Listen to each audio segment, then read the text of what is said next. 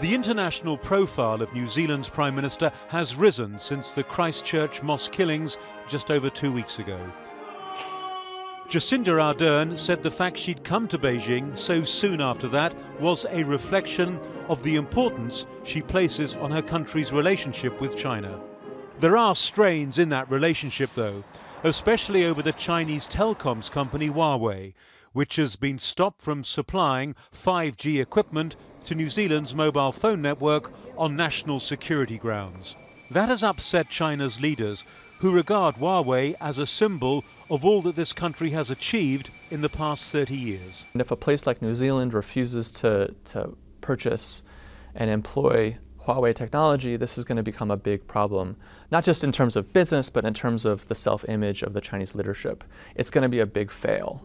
Before the cameras on Monday, Premier Li Keqiang didn't mention Huawei by name, but said he wanted improved relations with New Zealand.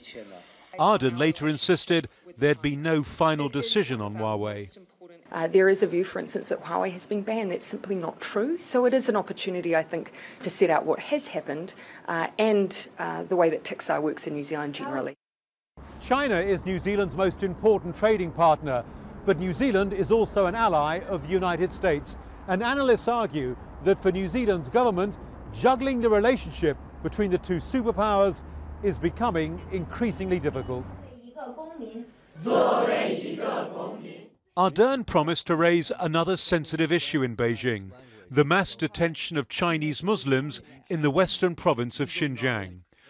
Human rights groups say more than 1 million people are being held in re-education camps. China's leaders dispute that figure, calling these facilities vocational training centres. In the aftermath of the Christchurch attacks, Ardern's strong defence of Muslim rights in her own country impressed many.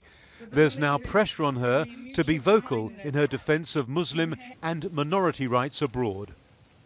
It is not clear, though, whether human rights in Xinjiang came up in her brief meeting with President Xi Jinping. Before this visit, she said New Zealand's relations with China were mature and resilient, a resilience that's now being tested. Adrian Brown, Al Jazeera, Beijing.